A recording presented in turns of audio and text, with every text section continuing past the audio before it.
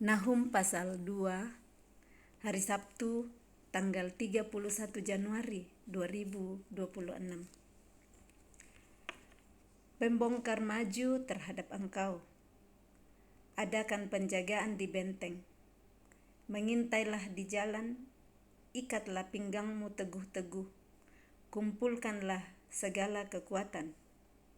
Sungguh, Tuhan memulihkan kebanggaan Yakub seperti kebanggaan Israel, sebab perusak telah merusakkannya dan telah membinasakan carang-carangnya. Nahum pasal 2 dimulai dengan berita pemulihan. Tuhan memulihkan kebanggaan Yakub seperti kebanggaan Israel. Ada kehancuran yang terjadi, tetapi Tuhan sanggup untuk memulihkan saat mau berbalik kepada Dia. Di Nahum pasal 2 ini masih satu perikop dengan Nahum 1, yaitu firman Tuhan kepada Yehuda dan Niniwe. Dan di sini dikatakan ada pembongkar maju terhadap engkau. Nah, kalau ada pembongkar yang maju, ada penjagaan di benteng supaya pembongkar tidak berhasil untuk maju. Mengintailah di jalan, ikatlah pinggangmu teguh-teguh, kumpulkanlah segala kekuatan. Jadi sekalipun ada pembongkar yang mencoba untuk membongkar, tetapi saat berjaga-jaga, saat mengintai, saat mengikat pinggang teguh-teguh, segala kekuatan dikumpulkan. Nah, dalam hal ini kekuatan kita satu-satunya hanya pada Tuhan, berharap kepada Tuhan. Nah, sukacita karena Tuhan itu kekuatan kita menghadapi setiap rencana-rencana pembongkar yang mau membongkar, mau menghancurkan, mau menipu di dalam hidup kita. Saat kita terus berharap kepada Dia, mengandalkan Dia, ada penjagaan-penjagaan hati kita supaya tidak tergores saat ada orang yang mungkin memberi kata-kata yang tidak menyenangkan hati, tidak langsung balas marah. Tetap berhati-hati seperti ini, penjagaan di benteng, mengikat pinggang teguh-teguh untuk mengumpulkan segala kekuatan. Nah, disitulah nantinya akan ada pemulihan. Pembongkar tidak akan berhasil dengan tujuannya untuk membongkar atau menghancurkan saat kita berjaga-jaga, mengintai, memperhatikan, oh ini cara-cara pembongkar untuk maju, supaya ada pemulihan di sana. Yang mungkin sudah sempat rusak, Tuhan sanggup untuk perbaiki kembali, dan yang mau lebih dibongkar lagi, dirusakkan oleh si perusak, tidak akan terjadi. Nah, kita masuk ke perikop berikut. Musuh merusakkan Niniwe. Perisai para pahlawannya berwarna merah, prajuritnya berpakaian kirmisi, kereta berkilat-kilat seperti api luluh, seperti api suluh pada hari ia melengkapinya, dan kuda-kuda penuh gelisah. Kereta melaju galak di jalan, kejar mengejar di lapangan. Kelihatannya seperti suluh, berpacu seperti kilat. Pasukan-pasukan istimewa dikerahkan. Mereka tersandung jatuh di waktu berjalan maju. Mereka lari terburu-buru ke arah tembok kota, sedang alat pendobrak sudah ditegakkan.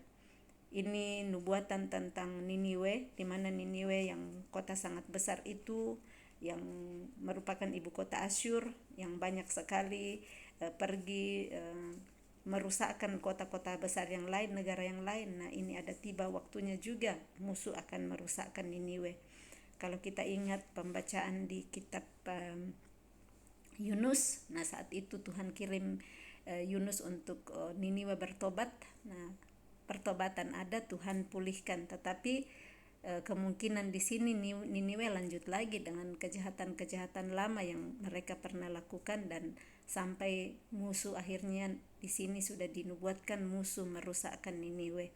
Nah, sekalipun di sini pasukan istimewanya dikerahkan, tetapi mereka akan tersandung jatuh di waktu berjalan maju. Nah, pasukan istimewa pastinya kuat-kuat yang terlatih, tetapi di sana dikatakan di ayat 5, mereka tersandung jatuh di waktu berjalan maju. Mereka lari terburu-buru ke arah tembok kota, sedang alat pendobrak sudah ditegakkan. Pintu-pintu di sungai-sungai telah dibuka dan istana menjadi gempar. Permaisuri dibawa keluar dan ditelanjangi, dan dayang-dayangnya mengerang, mengadu seperti suara merpati sambil memukul-mukul dada. Ini kekalahannya yang dialami oleh Niniwe nantinya. Niniwe sendiri seperti kolam air yang airnya mengalir keluar. Berhenti, berhenti, teriak orang, tetapi tidak ada yang berpaling. Kolam air ya artinya airnya tersimpan di dalam, tertinggal di dalam kolam, tetapi dikatakan nanti airnya mengalir keluar, tidak tinggal lagi di dalam kolam air. Nah, kolam disebut kolam air saat ada airnya di dalam, tetapi ini mengalir keluar. Jaralah perak, jaralah emas, sebab tidak berkesudahan persediaan harta benda, kelimpahan segala barang yang indah-indah, ketandusan, penandusan, dan penindasan. Hati menjadi tawar dan lutut goyah, seperti segenap pinggang gemetar, dan muka sekalian orang menjadi pucat pasi. Nah, saat ada penjarahan ini diteriakkan di ayat 9, jaralah perak, jaralah emas, sebab tidak berkesudahan persediaan harta benda, kelimpahan segala barang yang indah-indah. Nah, semua yang Niniwe punya itu musuh akan jarah, dijarah peraknya, dijarah emasnya. Nah, di sana akan timbul ketandusan, penandusan, dan penindasan.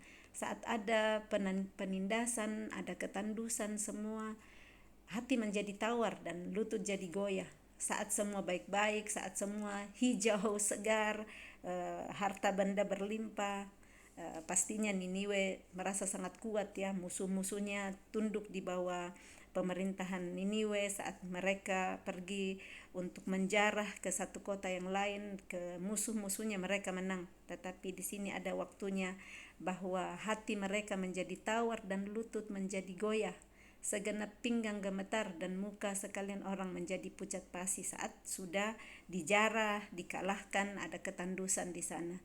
Ayat 11, di mana gerangan persembunyian singa dan gua singa-singa muda, tempat singa pulang pergi, tempat anak singa di mana tidak ada yang mengganggunya.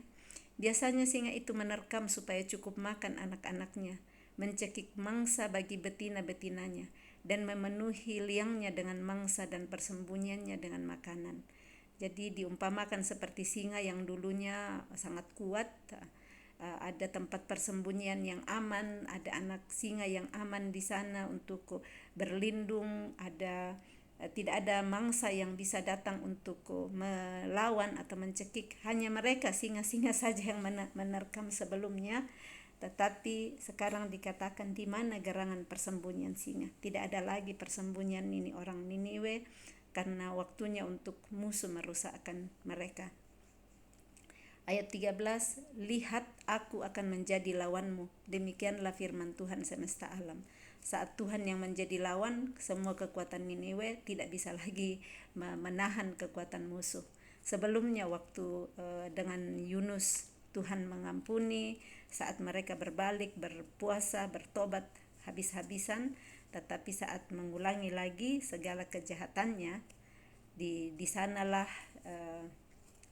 Tuhan bangkit menjadi lawan bagi bangsa Niniwe.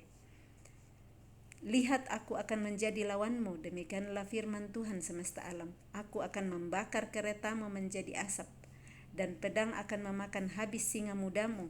Aku akan melenyapkan mangsamu dari atas bumi, dan suara utusan-utusanmu tidak akan terdengar lagi.